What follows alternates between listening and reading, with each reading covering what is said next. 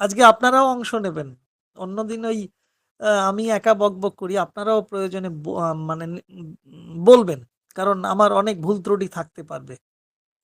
সম্ভাবনা প্রচন্ড।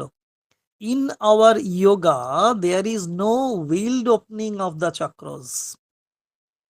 They open of themselves by the descent of the force. ভীষণ ভয়ঙ্কর একটি বাক্য, যে আমাদের যোগে, তাহলে আমাদের যোগ কোনটা? এটাও তো প্রশ্ন। যোগ কোনটা? আমাদের যোগ বলতেই শ্রী অরবিন্দের যোগ, শ্রীমায়ের যোগ, পূর্ণ যোগ, ইন্টিগ্রাল যোগা। আর তার শিরোনামও তো তাই, এই অধ্যায়ের, integral yoga and other paths. পূর্ণযোগ এবং অন্যান্য যে ধারা, যোগধারা, সাধন ধারা, সেই বিষয়ে শ্রী অরবিন্দ নিশ্চিত করেই আলোচনা করছেন। তো আমাদের এই যোগে, অর্থাৎ এই পূর্ণ যোগে, যেখানে সমর্পণ দিয়ে আমরা শুরু করি, সমর্পণেই শেষ হবে, সেই যজ্ঞ, সেই নিবেদন, এই ঘরানাকে আমরা বজায় রাখব। যেখানে আমরা স্পৃহাকে গুরুত্ব দেব। মা গ্রন্থে যে কথা শ্রী অরবিন্দ অত্যন্ত গুরুত্বপূর্ণভাবে উল্লেখ করেছেন, যে নিচে থেকে আবাহন করে যে স্থির অটুট স্পৃহা, আমাদের সেটি ভীষণভাবে দরকার। পূর্ণযোগের পথে যেতে গেলে নিশ্চয়ই নিম্নতম বর্গ থেকে উচ্চতম বর্গে পৌঁছানোর একটা পর্যায় থাকে, ধারাবাহিকতা থাকে, পর্ব থাকে, ধাপ অনুযায়ী আমরা উত্তরিত হই, অ্যাসেনশনের পথে যাই, উত্তরায়ণের পথে যাই। তো আমাদের এই অন্যান্য যোগে এই বিভিন্ন চক্রের সম্পর্কে, ষট চক্র সম্পর্কে ভীষণভাবে গুরুত্ব দেওয়া হয়। অনেকে এখনো প্রশ্ন করেন, আমিও প্রশ্ন করেছিলাম বেশ কয়েক বছর আগে।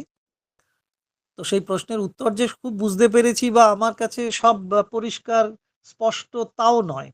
যে মূলাধার দিয়ে শুরু, নিম্নতম বর্গ থেকে একেবারে উচ্চতম জায়গায় তান্ত্রিকভাবে, তন্ত্র বা অন্যান্য যোগে যেভাবে আলোচিত হয়, সহস্রার থেকে শুরু করে, সহস্রারকে অবশ্য কোনো চক্র হিসেবে ধরা হয় না, আজ্ঞাচক্র, সেই বিশুদ্ধ, অনাহত, মণিপুর, স্বাধিষ্ঠান, মূলাধার, এরকম ওপর থেকে নিচে এরকম একটা ধারা দেখা যায় বিভিন্ন যোগের পরিক্রমায়।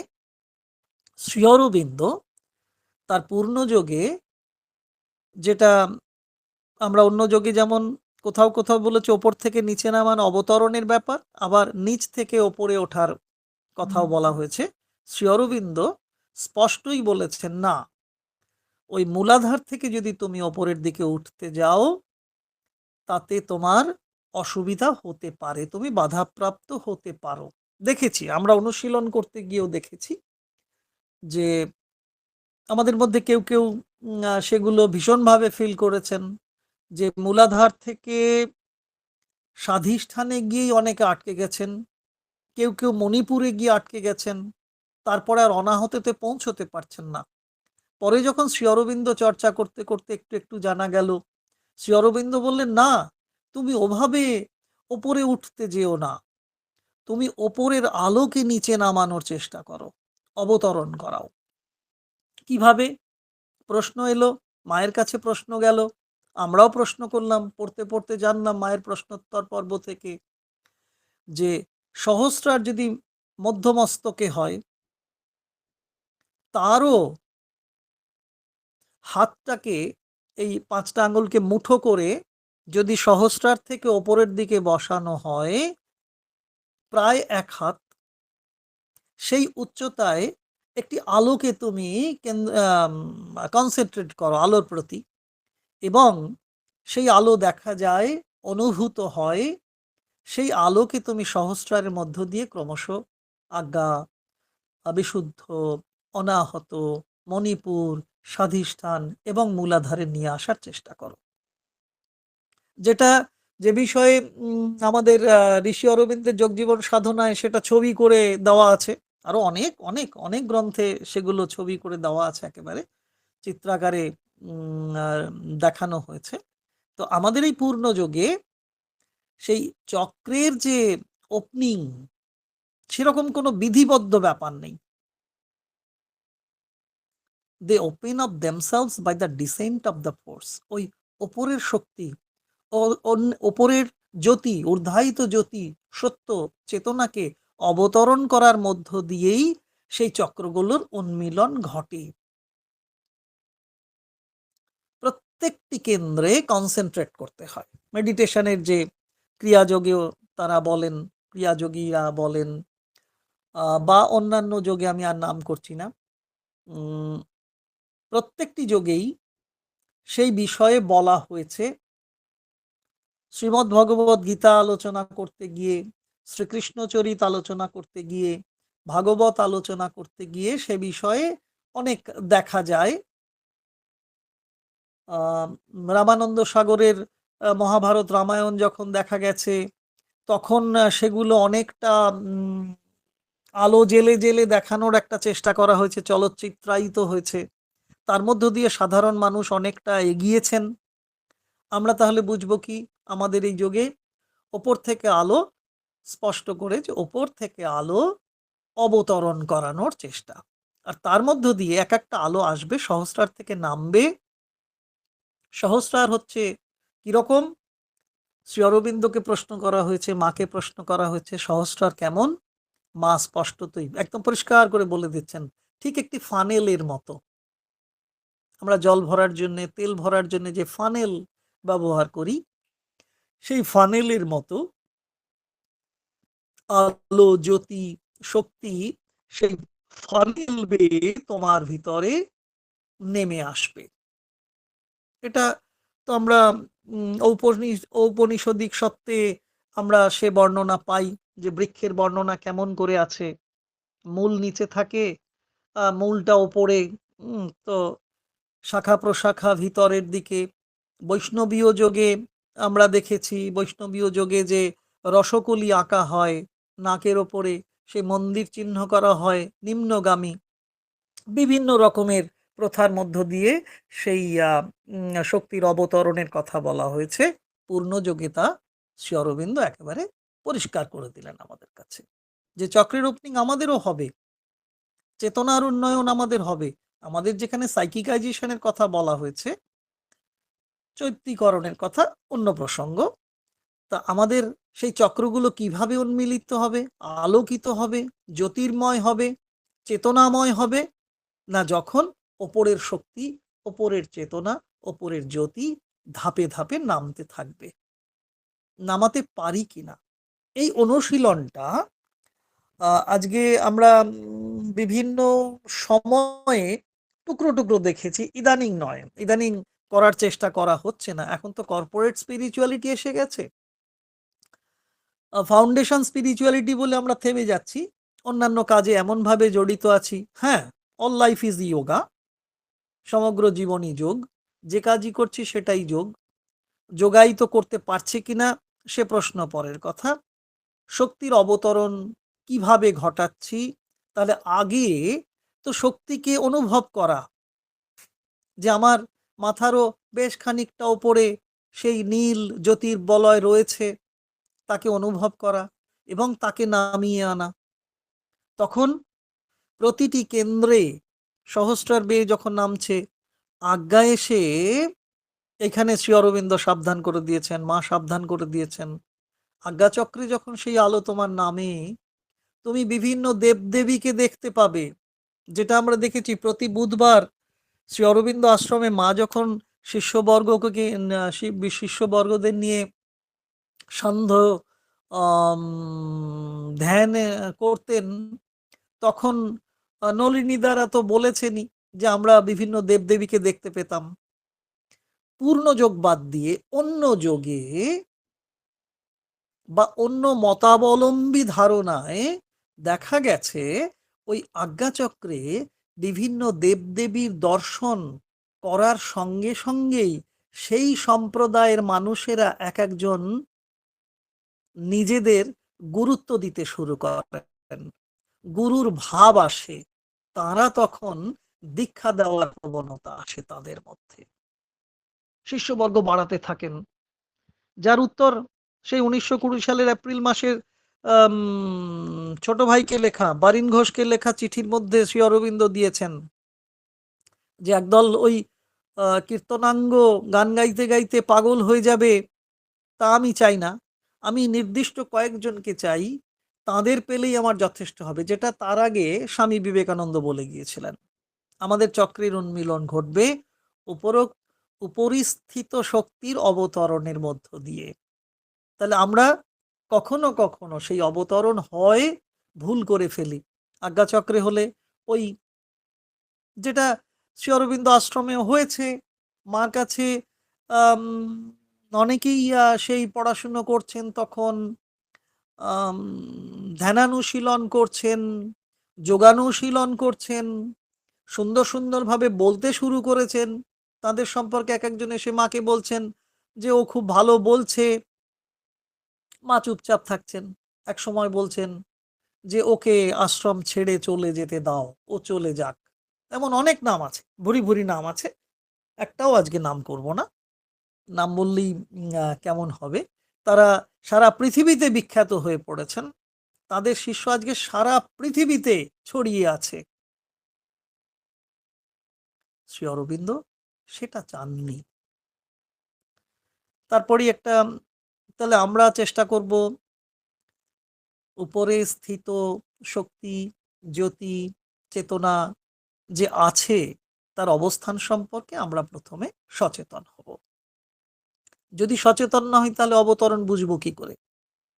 এবং এ বিষয়ে মা তো খুব বলে দিলেন, সাবধানবাণী দিলেন যে, "হ্যাঁ, বাছা, এটা করতে যাওয়া একদিনে তুমি করতে যেও না। একদিনে তুমি করতে যেও না।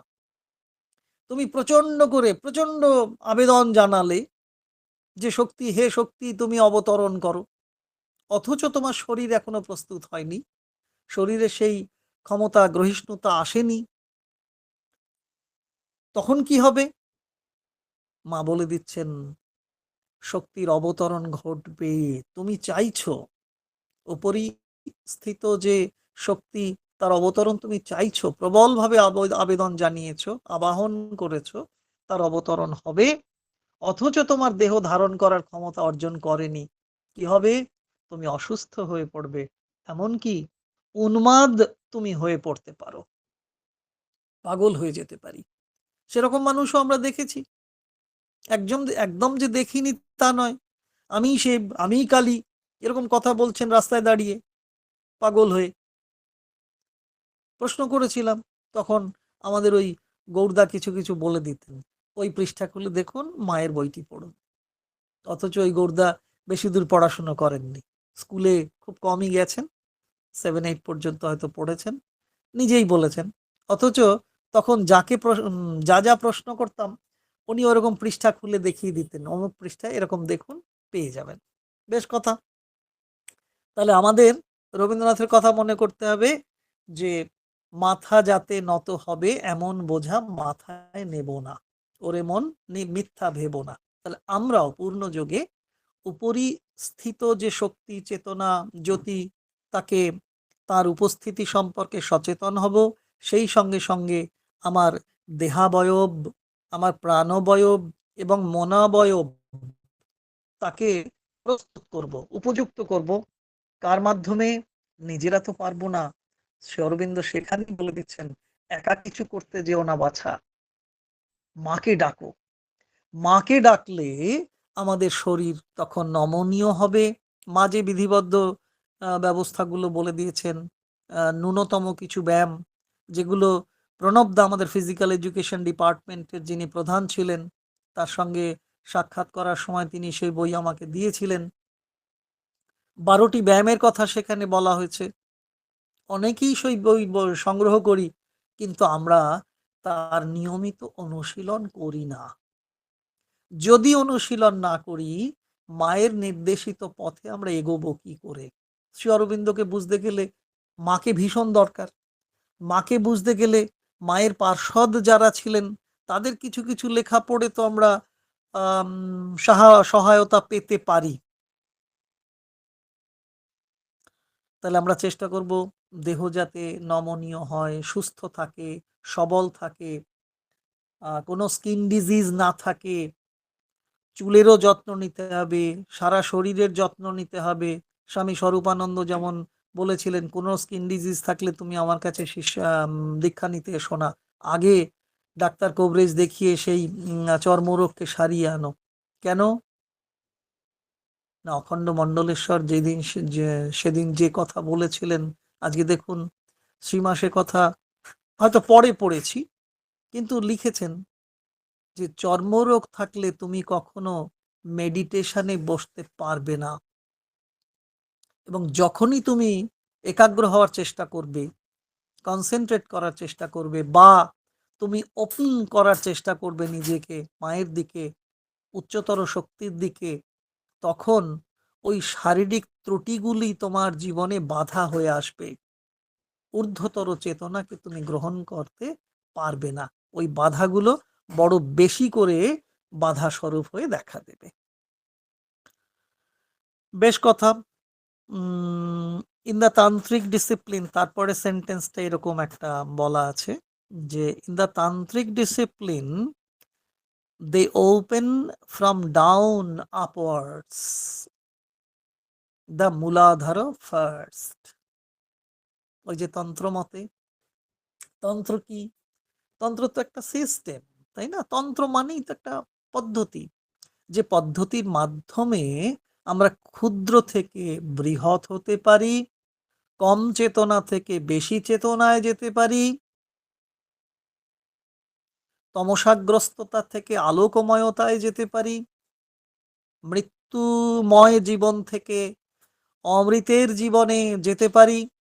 তাই তো আমাদের হিউম্যান অ্যাসপিরেশন, আমরা আলো চাই, আলো কম পড়েছে আমাদের, তাই আলো আমরা চাই, আর স্পৃহা করি আলোর জন্যে।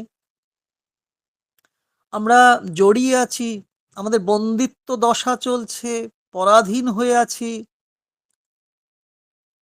তাই আমরা স্বাতন্ত্র্য চাই, ফ্রিডম চাই। আমরা মৃত্যুর জীবনে আমাদের চেতনাকে আবদ্ধ করে রেখেছি, তাহলে আমরা অমরত্ব চাই। আমাদের এই জীবনটা বড় বেশি একঘেয়ে জীবন হয়ে পড়েছে, অদিব্য চেতনাময় জীবন, তাই এই জীবন থেকে উত্তরিত হতে চাই। আমরা দিব্য জীবন চাই। হিউম্যান অ্যাসপিরেশন, নচিকেতার অভিপ্সা, শ্রী অরবিন্দ বলে দিয়েছেন। আর এখানে বলছেন ইন দ্য তান্ত্রিক ডিসিপ্লিন, তন্ত্র মতে যে নিয়ম শৃঙ্খলা, যে যোগ, তন্ত্র যোগ, সে বিষয়ে এমপি পণ্ডিত, কপালী শাস্ত্রী আর নলিনী দাও কিছু কিছু ক্ষেত্রে খুব সুন্দর করে লিখে দিয়েছেন। তো তান্ত্রিক যে পদ্ধতি আছে সেখানে তারা ওপেন ফ্রম ডাউন আপওয়ার্ডস, নিচে থেকে ওপরে ওঠেন, দ্য মূলাধারা ফার্স্ট, তারা মূলাধারকে প্রথম ধরেন, সেখান থেকেই যাত্রা শুরু করেন, যেখানে সেই চেতনা, চেতনা নামক সর্প, সর্প নামক চেতনা রয়েছে দুটি, গলাগুলি করে আছে, তাদের ওপরে তোলার চেষ্টা করা। অর্থাৎ আমাদের চেতনা আছে, আমাদের শক্তি আছে, আমাদের জ্যোতি আমাদের মধ্যে আছে, কিন্তু সেটা নিম্নগামী হয়ে আছে, তাকে আমাদের ঊর্ধ্বগামী করতে হবে। সেই মূল আধার অনুযায়ী যারা চলেন, তাদের আমরা ওই দিব্য জীবন পড়তে পড়তে দেখেছি না, যে অধিষ্ঠানবাদী বলেন, তাদের বলা হয়। তো অধিষ্ঠানবাদী কারা? যারা এখনো সেই মূল চেতনা যে আমার ভিতরেই আছে, তাকে এখনো অনুভব করতে পারেননি, বিশ্বাস করতে পারছেন না, আস্থা রাখতে পারছেন না, জানেনই না। তাই তারা মূলাধার নির্ভর জীবন, তারা ওপরে উঠতে চাইছেন তন্ত্রের মতে। যারা তন্ত্রযোগ অনুশীলন করেন, প্রশ্ন করতে পারেন, আমি উত্তর দিতে পারবো না। শ্রী অরবিন্দ বলেছেন এমন কথা, এবং অনেক তন্ত্রযোগীও শ্রী অরবিন্দের কথা অনুযায়ী অনুশীলন করেছেন এবং তার সত্যতা সম্পর্কে উপলব্ধি করেছেন। কিন্তু মজা হচ্ছে কি, তন্ত্র মতে যারা দীক্ষিত, তারা সেই ঘরানা, সেই ডিসিপ্লিন থেকে বেরিয়ে যেতে চাইলেও বেরোতে পারেননি। অনেক জায়গায় গোষ্ঠী তৈরি হয়েছে, তারা তাদের বাধা দিয়েছে, তোমরা এর থেকে যেতে পারো না। বরং শ্রী অরবিন্দ বলয় থেকে অনেকেই সেই তন্ত্র বা অন্যান্য যোগের দিকে চলে গিয়েছেন ব্যক্তিগত সিদ্ধি অর্জন করার জন্য, যেটা পূর্ণ যোগে একেবারেই নয়। না হলে মা যখন সেই নাদ ব্রহ্মকে উপলব্ধি করলেন, অসীম শক্তির আধারিতা হলেন, তিনি এসে শ্রী অরবিন্দকে বললেন যে আমি এই শক্তিকে অর্জন করেছি মাস্টার। শ্রী অরবিন্দ বললেন ওটাই আমাদের লক্ষ্য নয়, আমাদের যাত্রা আরো আরো আরো অনেক পরে। এ শক্তিতে তুমি যদি নিজেকে বন্দি রাখো, সেটা অবশ্যই ওভার মাইন্ড লেভেলে ছিল, তার উপরে যাওয়ার কথা নয়, ওভার মেন্টাল স্টেজ পর্যন্ত, যেটা আমাদের আজ্ঞাচক্র অনেকটাই নির্দেশ করে। যে ওভার মেন্টাল স্টেজটাকে আমরা বলি প্লেস অফ গডেজ, মানে দেবদেবীরা সেখানে বিরাজ করেন, শ্রীকৃষ্ণ, শিব মহারাজ, এরকম করে যে দেবের নাম আমরা বলবো, তারা ওই ওভার মেন্টাল স্টেজেই অবস্থান করেন। ওই লেভেলটাই আমাদের আজ্ঞাচক্র। সেখানে ওই যখনই আমরা দেখে নিচ্ছি আশ্রম প্রাঙ্গণে দেখা যেত কালীর নৃত্য, শিবের নৃত্য, এরকম দেখতেন এক এক সময় কোন কোন সাধক সাধিকা। তো পূর্ণ যোগে যে কালীকে দেখা হয়েছে, সে কালী শ্রী অরবিন্দ এই এই এই গ্রন্থেই আছে, যে স্বর্ণবর্ণা। অথচ যারা তন্ত্র বিশ্বাসী, তন্ত্রমতে, তারা দেখছেন শীর্ণকায়া কালী। মাকে প্রশ্ন করা হয়েছে, মা উত্তর দিচ্ছেন, তোমরা তোমাদের মানসী দৃষ্টিতে যে শীর্ণকায়া কালীকে দেখছো, তিনি আমাদের অশেষ কল্যাণ সাধন করতে পারেন না, তিনি আমাদের ক্ষতি সাধন করেন। সেটা আমরা দেখেছি বিশ্বযুদ্ধের সময়, আমরা দেখেছি যে এক শীর্ণকায়া কালী এসে মাকে বলছেন যে ওই হেরে গেছে, অমুক দেশ হেরে গেছে। মা তো বললেন না, তা হতে পারে না, এবং তাই হলো। আমরা দেখব সেই স্বর্ণবর্ণার মহাকালীকে তন্ত্রে অনেক সময় সেই শীর্ণকায়া কালীর সাধনা করে মূলাধার থেকে ওপরে ওঠার চেষ্টা করা হয়। অনেকে স্বাধিষ্ঠানে গিয়ে আটকে যান, ধ্বংসপ্রাপ্ত হন, মণিপুরে গিয়ে আটকে যান, ধ্বংসপ্রাপ্ত হন, আর এগোতে পারেন না। পূর্ণযোগে শ্রী অরবিন্দ খুব ভালো সলিউশন দিয়েছেন। কি দরকার বাছা অত কষ্ট করার?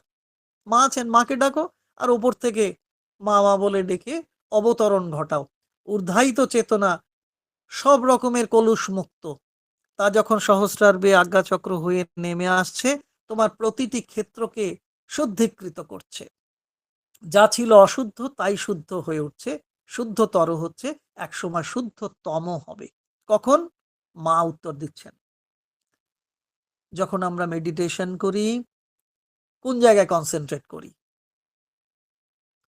আমরা এইটাই বলছি। এখন অবশ্য এরকমও প্রচার চলছে, ঘটনা, যে মেডিটেশন মানেই কনসেন্ট্রেট করা নয়, এরকমও বলা হচ্ছে। ঠিকই বলছেন, সবাই ভালো বলছেন, সেগুলো খুব ভালো কথা। কিন্তু আমরা তো একাগ্র হব কোথায়? বক্ষ দেশে, অনাহত চক্রে। সেখানেই মা রয়েছেন, কারণ ওখানে চিত্তসত্তা রয়েছে, বিরাজ করছে আমাদের হৃৎপিণ্ডের পিছনে। সেই যে আলোকোজ্জ্বল সেই চেতনা সব সময়ের জন্য জ্বলছে, সেখানে একাগ্র হতে পারলে মাকে পাবো। তখন এই যে শ্রী অরবিন্দের অনুভূতি, একটা সময় তার গায়ের রং কালো ছিল, শীর্ণকায়া মানুষ ছিলেন, কিন্তু পরবর্তী সময়ে যারা শ্রী অরবিন্দের দর্শন পেয়েছেন পন্ডিচেরি, সীমিত কয়েকজন, তারা গিয়ে শ্রী অরবিন্দকে চিনতে পারছেন না। একই বর্ণ, তার কমপ্লেক্সন পুরো পাল্টে গেছে। তিনি স্বর্ণবর্ণের অধিকারী হয়েছেন।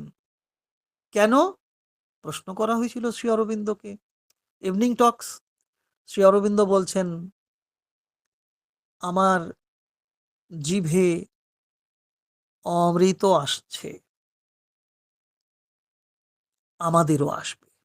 শ্রী অরবিন্দের এসেছে, মা বলেছেন তোমাদেরও হবে, যদি সেই উচ্চতর চেতনাকে সহস্রার ধারা বেয়ে নামাতে পারো। বিশুদ্ধ বিশুদ্ধ চক্রে তুমি তোমার আলজিভে সেই অমৃতের স্বাদ আস্বাদন করতে পারবে। করেন, অনেকেই আছেন, অনেকেই আছেন, পন্ডিচেরি কেন, সারা পৃথিবী জুড়ে এমন সাধক সাধিকা এখন আছেন, তারা সেই স্বাদ অনুভব করেন। কিন্তু তন্ত্রে মূলাধার থেকে ওপরে উঠতে যায়, তাই বেশি দূর এগোতে পারে না।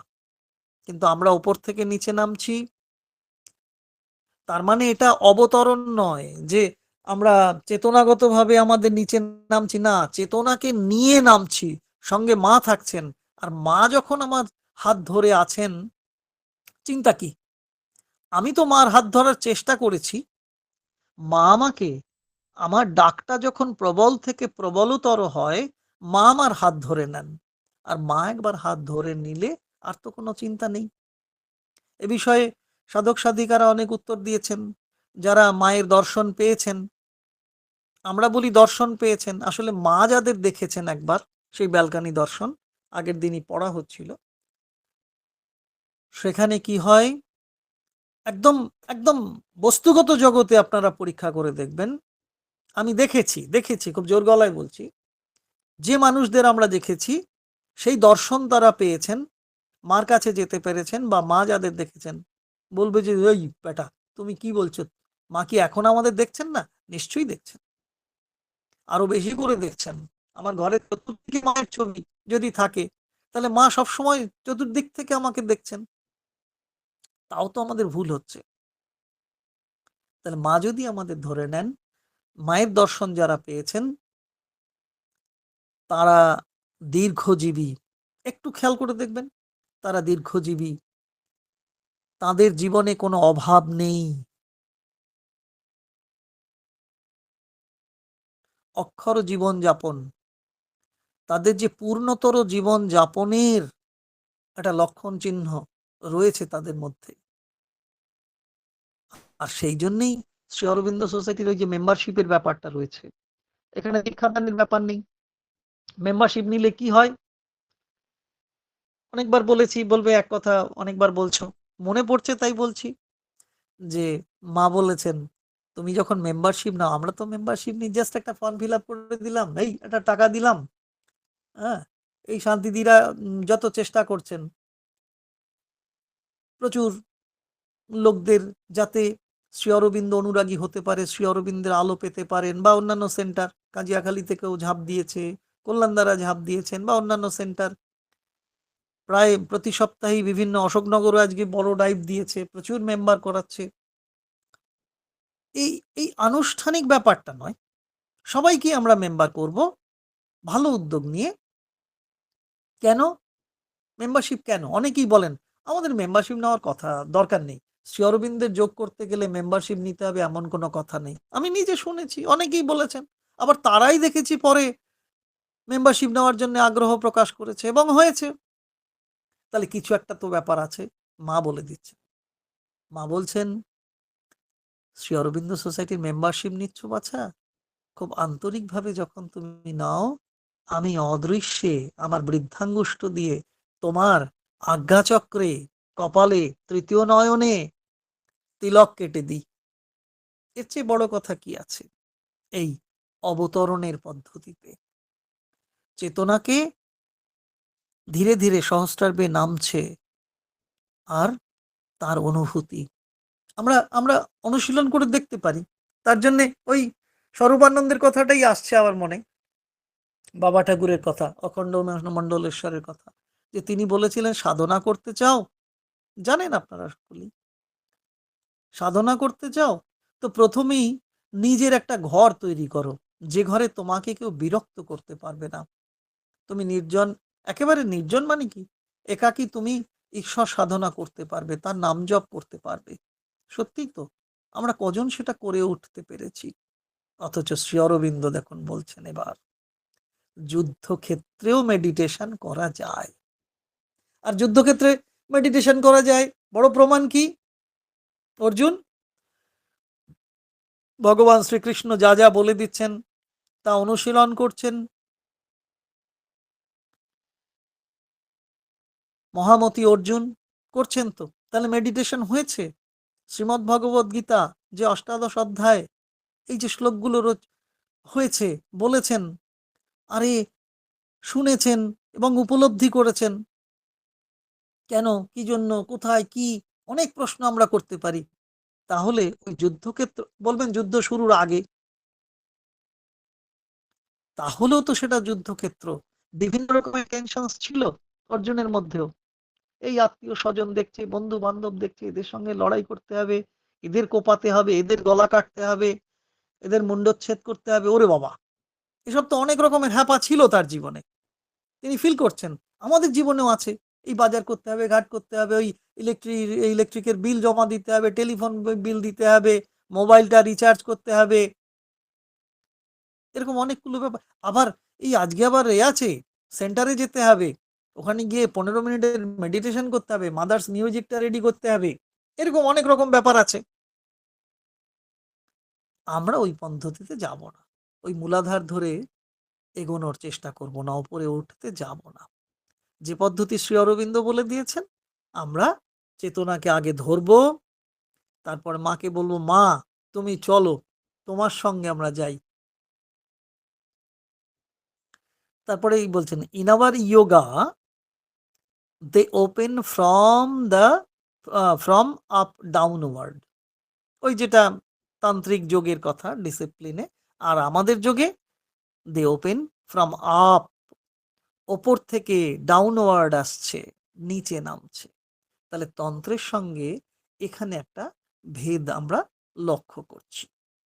তারা নিচে থেকে চেতনাকে ঊর্ধ্বায়িত করার চেষ্টা করছে, আর আমরা আমাদের এই যোগে ঊর্ধ্বায়িত চেতনাকে আস্তে আস্তে নিচে নামানোর চেষ্টা করছি। স্বাভাবিকভাবেই যদি হয়, তাহলে আমরা সেটা লক্ষ্য করব যে খুব সুন্দর হয় সেগুলো। এগুলো একসময় আমরা কিছু কিছু ক্ষেত্রে অনুশীলন করেছি, এগুলো সবার সামনে বলেই ফেলছি। এখন হয়তো সেরকম অনুশীলনটা হয় না, তবে একটা সময় অনুশীলন করা গেছে, এবং সেটা যে কতটা সত্য সেটা চেঁচিয়ে বলার জিনিস নয়। যাতে অন্যেরাও করে সেজন্যে বলার চেষ্টা করি। আমাদের সেন্টারে যখন প্রতিদিন, প্রতি সপ্তাহে, মাসে ওই থার্ড সানডে হয়, কিছু কিছু আলোচনা করার চেষ্টা হয়। কিন্তু আগামীকাল আছে, আমরা ঘরোয়াভাবে কিছু কিছু আলোচনা করব। যে ঘরোয়া কিছু টোটকা মা দিয়ে দিয়েছেন, সেই টোটকাগুলোকে মেনে চললে আমরা কিন্তু পূর্ণ যোগের একেবারে খুব ভালো অংশী হতে পারি। যাই হোক, আমরা তাহলে আমাদের ক্ষেত্রে পূর্ণ যোগে চেতনা, ঊর্ধ্বায়িত চেতনা ধাপে ধাপে ওই চক্র থেকে এক এক করে নামতে থাকে। But the ascent of the force from the মূলাধারও ডাজ টেক প্লেস। কিন্তু মূলাধার থেকে ওপরে যে ওঠা শক্তি, তার যে অ্যাসেনশন, সেগুলোও লক্ষ্য করা যায়। আমরা যে চেতনাকে ওপর থেকে নিচে নামানোর চেষ্টা করি, এটা যারা নিয়মিত মেডিটেশন করেন তারা অ্যাকিউটলি এগুলো ফিল করবেন।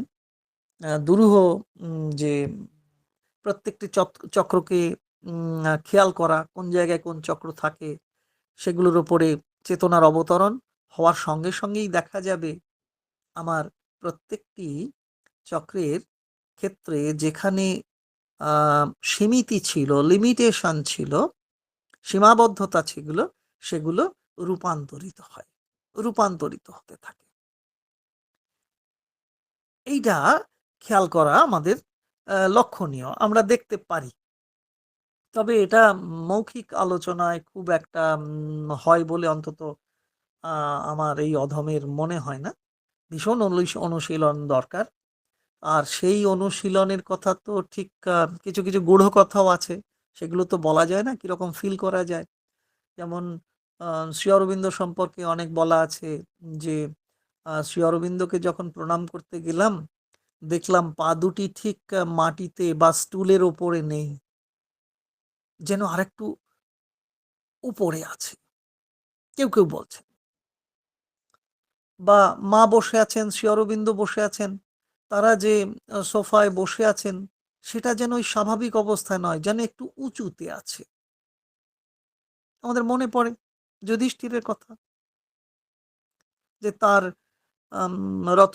ওই রথ নাকি মাটি থেকে ওপরে, নাকি বললাম, কারণ আমরা সেগুলো ফিল করতে পারি না। কিন্তু আমরাও ওই যে অনুশীলনের মধ্য দিয়ে, পূর্ণযোগের ধ্যানানুশীলন বলি বা চেতনার অবতরণের যে ক্রিয়াগুলি রয়েছে, ওপর থেকে নিচে নামানোর অবতরণের, সেই অনুশীলন যদি আমরা একটু আধটু করে থাকি, দেখব শরীর অনেক সূক্ষ্ম বলবো না, হালকা হয়। নীল আলো, জ্যোতির্বলয় লক্ষ্য করা যায়, অনুভব করা যায়।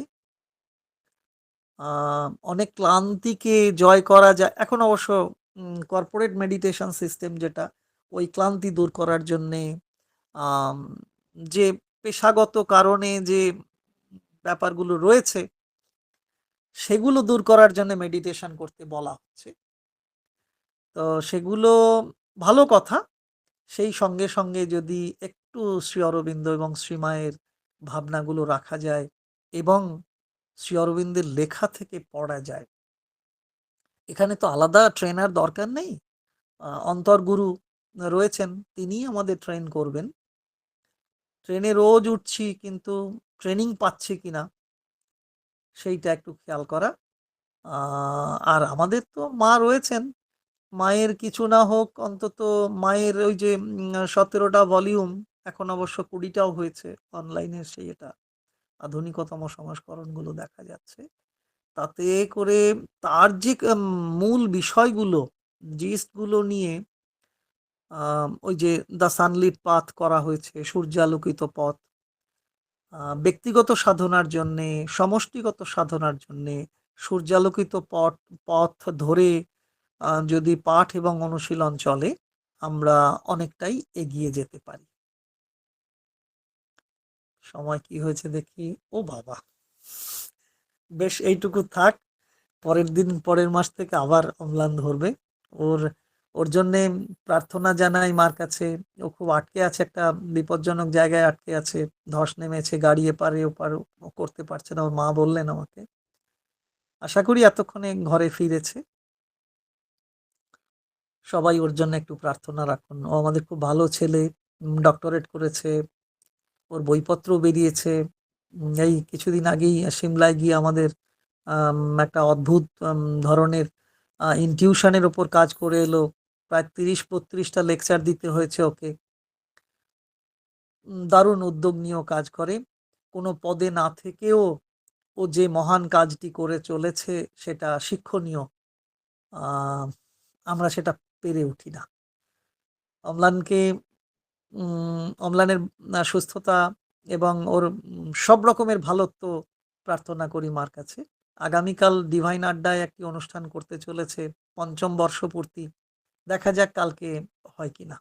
সবাই ভালো থাকুন, আলোময় থাকুন। জয় মা, জয় শ্রী অরবিন্দ।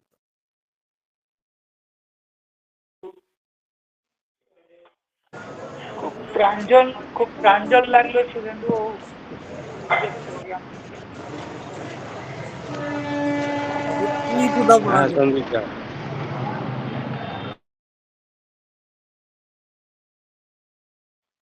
কল্যাণবাবু নমস্কার। নমস্কার। নমস্কার, আপনাকে আমি প্রথমে দেখেছি, খুবই ভালো লাগলো আজকে জয়েন করেছেন। আমরা সকলে মিলেই আজকে অম্লানদার জন্য প্রার্থনা করি, তিনি যাতে নির্বিঘ্নে ঘরে পৌঁছাতে পারেন। আপনার ভালো আছেন তো? একদম একদম ভালো। বাহ বাহ। অমলানবাবুর বাড়ি কি শিলিগুড়িতে? হ্যাঁ, শিলিগুড়ি। ও একটু দার্জিলিং বললে আমরা ধৈর্য ধরে সুধেন্দুদার কথা শুনলাম। মায়ের কাছেও আমাদের প্রণাম নিবেদন করি। আবার আমাদের অনুষ্ঠান আজকের মতো এখানে শেষ করছি। শুভরাত্রি।